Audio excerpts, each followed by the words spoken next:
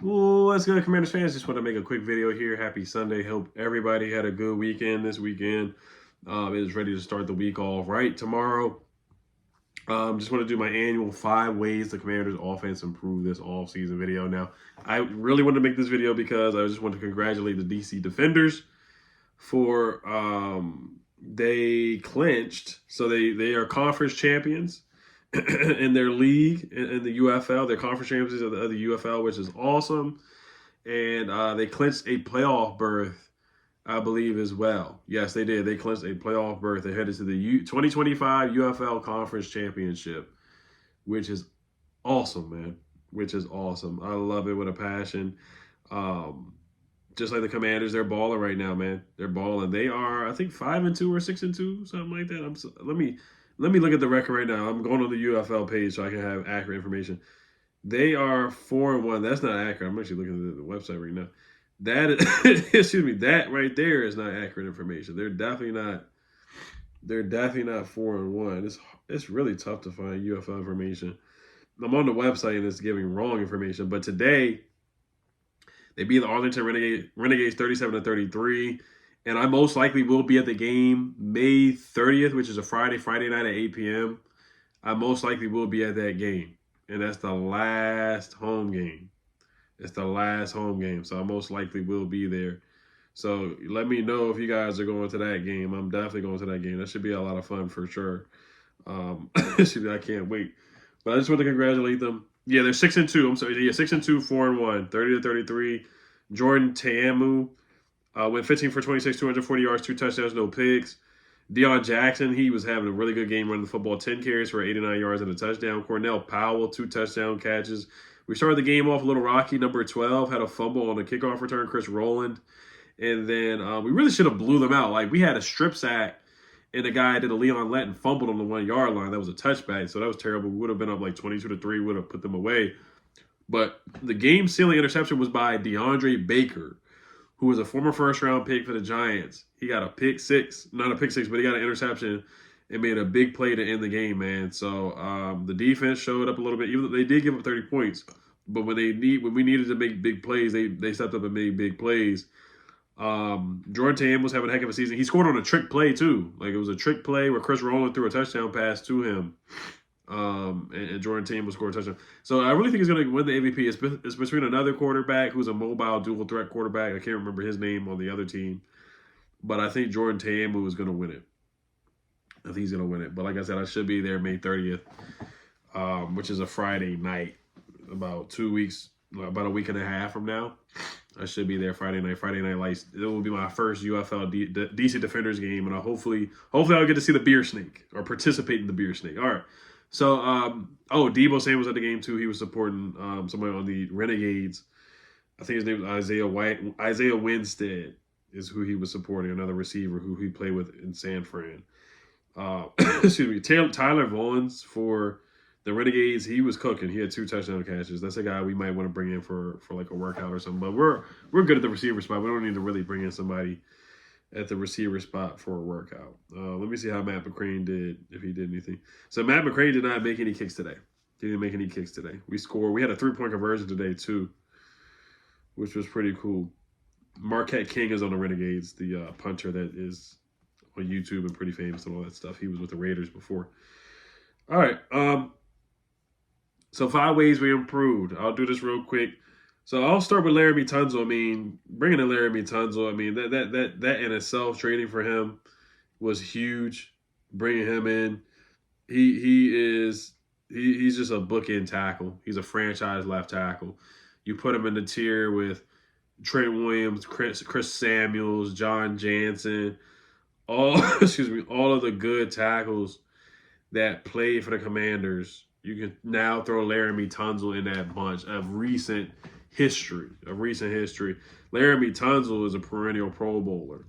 He's a dog. He should have got drafted higher, but of course he had the gas mask and all that stuff that made him drop in the draft. With the Texans, he was a dog. So he was great with C.J. Stroud. So you look at the numbers for Laramie Tunsil. His numbers, so Laramie Tunsil has been incredible. This is per Warren Sharp Football. His rank and pressure rate allowed among left tackles with at least 75 pass blocking snaps per year. In 2024, he was number 2 out of 56 with 2.9% pressure allowed. That is so low. That is so low. So to give Jayden Daniels, to go from Brandon Coleman to Laramie Tunsil, Brandon Coleman did a solid job.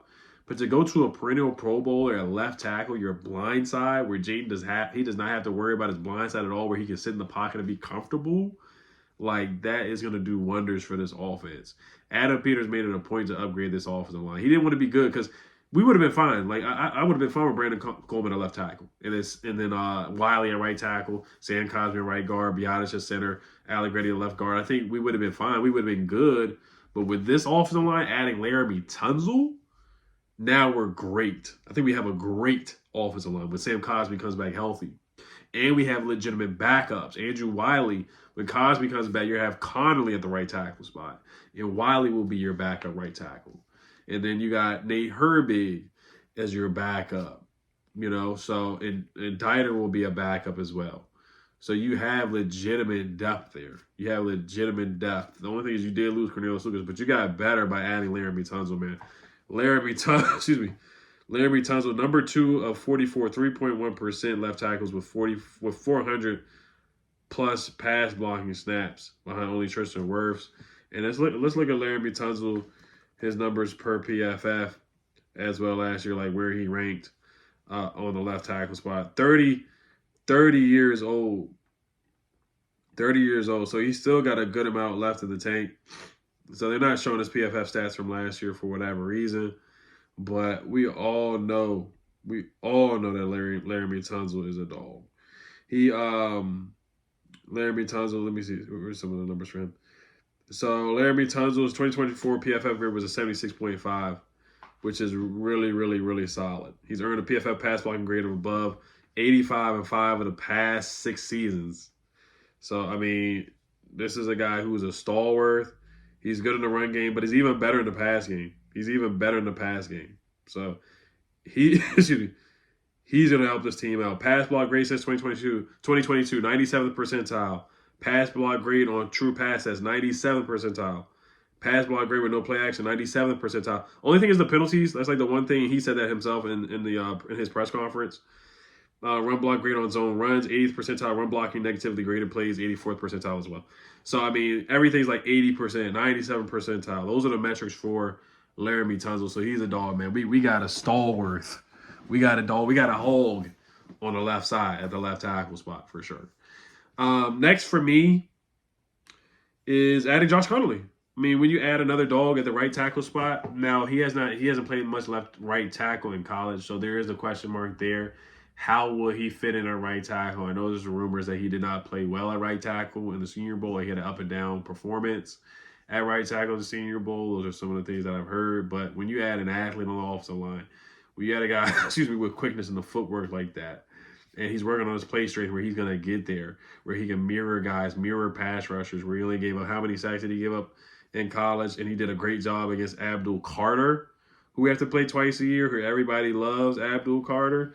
Josh Conerly had an 83.6 pass block grade, a 72.5 run block grade. Well, you have a guy that can do the Josh Conerly challenge, who created a challenge because of how athletic he is.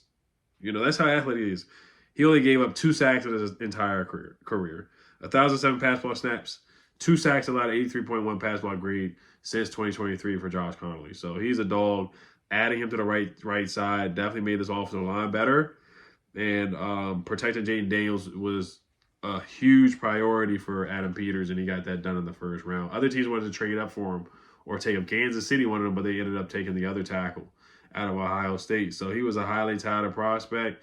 And we got an athlete. Let's look at his RAS score, how athletic he is. 8.84 RAS score, 40-yard dash, 5.05. 34 inch vertical leap, which is really good for a big fella like that. 20-yard split, 2.87. Seconds elite. 10-yard split was elite as well. The bench press, 24, which is about average, which is good. So that's solid. 6'4". He ranked 176 out of 1,507 offensive tackles from 1987 to 2025. That's just insane numbers there. All right, next is adding Deebo Samuel. I was kind of iffy on the trade, but it's grown on me since then. I think he's getting good chemistry with Jayden. You saw him at the Misses game. He was there today at the Defenders game. It was just him at the Defenders game today. But Adding another weapon, a guy who can run the football, jet sweeps, end around, slants, screens, yards up to the catch. You look at the games before the pneumonia. I talked about that. His games before he got the pneumonia. And last year, like I said, you got to give him somewhat of a pass because of the pneumonia. His games before the pneumonia, like the Seahawks game, he had a great game. I believe that was before the pneumonia. He had like 100 receiving yards in that game. He had 102 receiving yards and a touchdown, a 76-yard catch.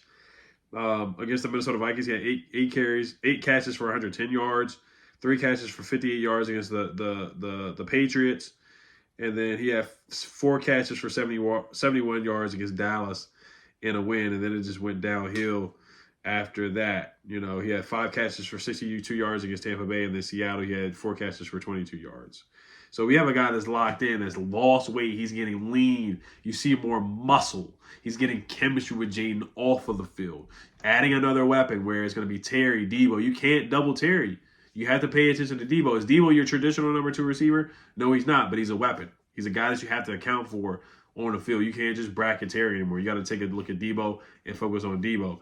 3rd and 1, 4th and 1. We might give him the football. We'll do a wildcat formation or something like that. Just switch it up and give this guy football. You got to put the football in playmakers' hands, and that puts way more pressure on the defense, man.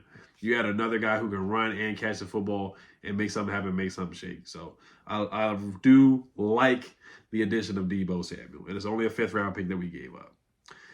All right, so 4th for me is I'm gonna go with adding Jaylen Lane, the speedster out of Virginia Tech. Another guy you have to account for. He can be the secret weapon this year, where you cannot double Terry again. He's a guy that can take the top off the defense, and I think he has untapped potential because Virginia Tech, their offense, the quarterback play, they didn't really have an explosive offense as far as throwing the football. We know they had Bayshell Tootin, where they weren't running the heck out of the football, but as far as throwing the ball, I feel like Jaylen Lane could have got more opportunities. When Jaylen Lane got the football, he was electric. Look at the ODU game. Look at some of the games. Look at the punt returns. When he got the football in space, just got the football in general, he made something happen. He made guys missing a phone booth, drew guys out their shoes, AI crossovers, stuff like that he was able to do. You hear his attention to detail already in rookie minicamp per Logan Paulson. JP Finlay said he already beat somebody deep in rookie minicamp. I get it. It's a rookie minicamp, so you can't get too hyped about that. But he's going to play, man. And I think he may get more snaps than Luke McCaffrey. No shade of Luke McCaffrey, but I'm just saying, I just think his speed, which is something that we need, is really going to help this team. You need a guy who can force a pass interference. You need a guy who you just got to pay attention to because he can just run past guys. And Jaylen Lane, once again, you talk about RAS. Let me pull up his RAS score as well before I move on to the final and 5th spot here for how we improved.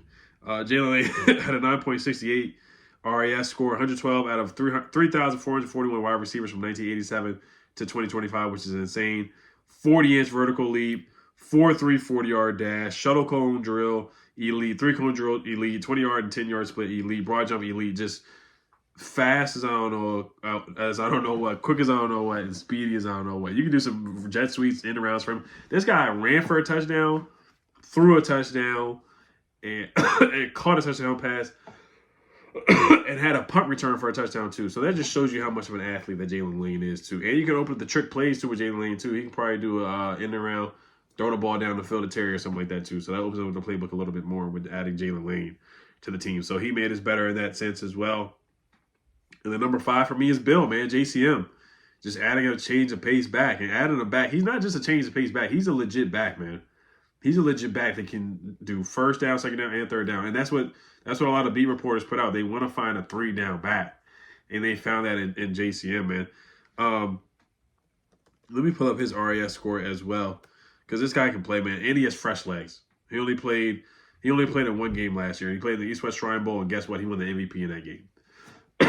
And the 1 game he played in, he had like 150 rushing yards. He had a couple games where he had 200 rushing yards in the year before where he got that suspension. The year, his junior year or senior year before he got the suspension last year.